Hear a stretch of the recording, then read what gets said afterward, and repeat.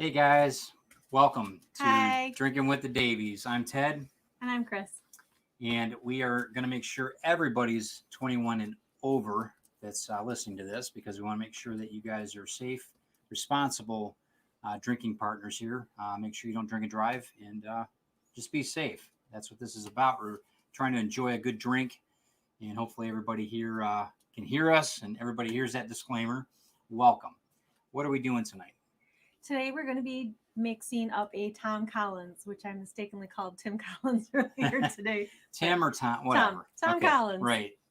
The retro drink that we've had about 4 people write in that they wanted to hear about it and everything, but I'm just reading it. I'm not hearing that. I didn't see that, Jeff. I'm sorry. Well, in any case, we'll read the comments in a couple minutes. I do want to tell you guys a little bit about Rising Tide Broadcast Network, and let me just grab that real quick. This is our affiliation, and please check out everything that we're doing as far as entertainment and education on this broadcasting network because it's awesome, it's fun, and it's creatives building other creatives up. So everybody on here has a YouTube channel. Please take a snapshot of this and follow everybody that's on this. So let's get back to what we were talking about here. Hold on one second. Okay. Since it's live, we've got, if you hear any galloping of little tiny 4-legged creature, it is Calypso, and she's running around here. Apparently, she decides that she wants to feed right now. So we normally put her in her crate. Yeah, but whatever. We decided we'd try it out and see. You know, she's getting a little older now, and she's not getting into as much stuff. So. Right. So, and I don't know where she went, but she's around here somewhere. So I might have to run off camera to grab her in case she gets into something. In any case, okay. So Christine is like the oracle of mixed retro drinks. I don't know where she gets her information, but we're going to learn some amazing things right now. So I'm going to get onto the. I'm going to get on the crystal ball. Right. I'm going to get on the comments, and then we'll make sure that we aren't missing anything. But hello, everybody. Okay. So today's Tom Collins. Well, first we're going to talk a little bit about the history of Tom Collins, and I actually found the most interesting facts about Tom Collins. Back in 1874 in New York, they had what was called the Great Tom Collins Hoax. Really? You believe that? So it's really funny. It really wasn't, I guess, a drink until then.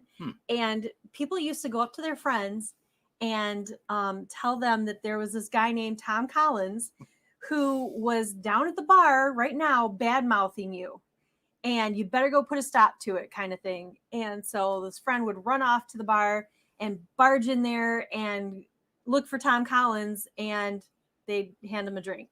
And so that's kind of how Tom Collins started. Really? Yeah, isn't that the weirdest thing? That's awesome. I never knew that. I think it's great. Calypso, I think that we should. She can't believe it. We should start more things like that. That's great. That's awesome.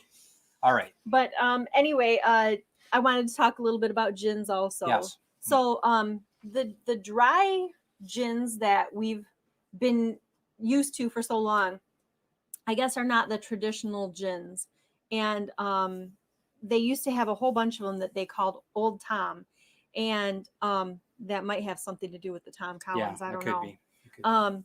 But Old Tom wasn't a brand. It was a type of gin that was not as dry and a lot sweeter than the gins that we've had for a long time now. And that was kind of like around the mid 1800s kind of era.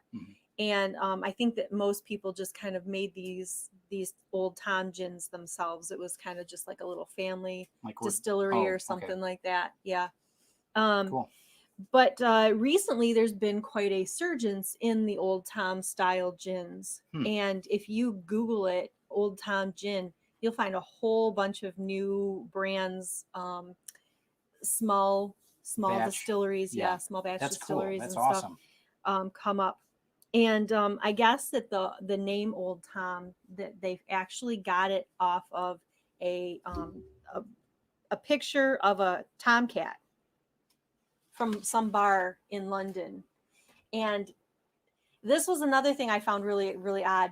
The bar with the old tomcat picture they had like, it's almost like a vending machine, a slot where you'd put coins in, and then you put your mouth on the straw, and they would dispense the gin through the straw to you.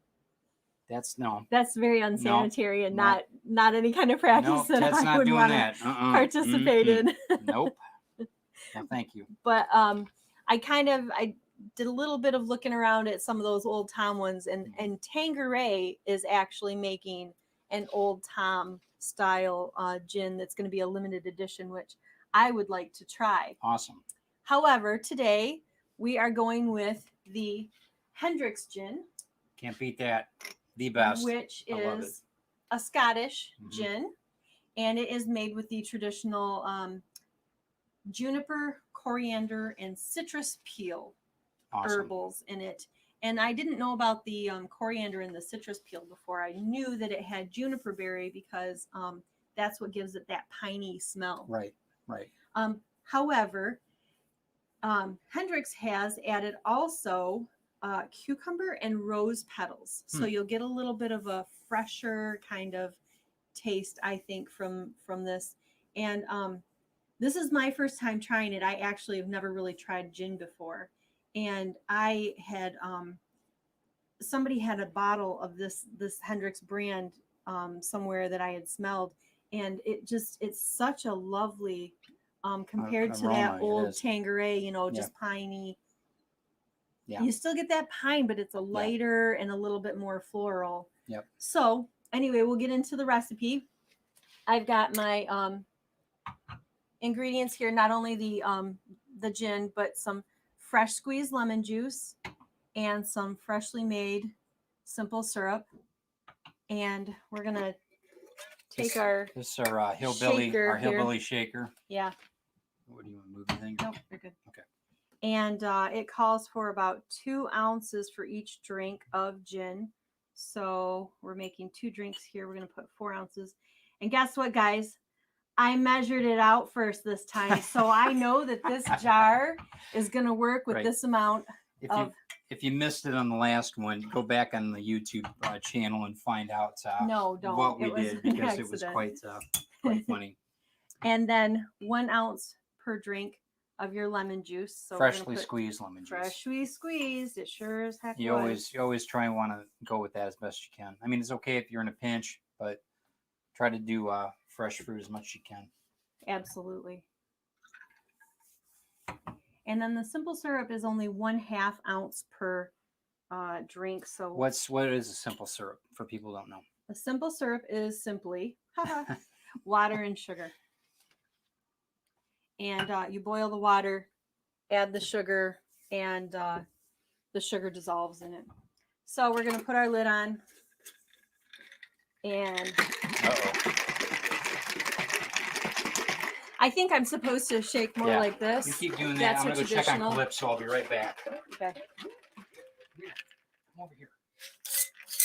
Come here. And then we will strain into the glasses. She's getting pretty good at that, guys. I don't know. I might set up a tip jar.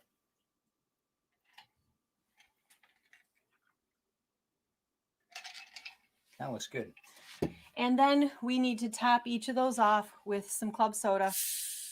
And I was going to, I've got another bottle over there. I was going to actually use the unopened bottle. But when I opened this bottle, it kind of went all over, and I didn't want to try and do that on camera. So I figured we might as well just go with the already open bottle for this one. And then give it a little stir. Now, some people end up doing the kit, or the mixes from the store that we talked about. I completely forgot to look into that. And we wanted to do something more natural. I know that that's just the way we are. We're trying to do things as naturally as you can, rather than, it's okay if you're in, like I said, in a pinch. It's okay. Do your thing. Or if that's your thing, yeah. And then we're going to garnish with a lemon wedge. And then these great glasses. I'm sure everybody's seen these glasses over the years. You got to have these were my grandmother's, actually. You got to have the vintage pheasants, yeah. All right, what are we doing? We're going to start doing a different thing about Davies, drinking with the Davies too. We're going to start doing different Toast. different cheers. And I so, completely forgot about it. No, it's okay. Everybody's waiting. So, Everybody's patient. Yeah, great. They're all listening. Okay. So, life is a waste of time, and time is a waste of life. So let's get wasted all of the time and have the time of our life. That's brilliant. Love it. Okay. Cheers, guys. Cheers, guys.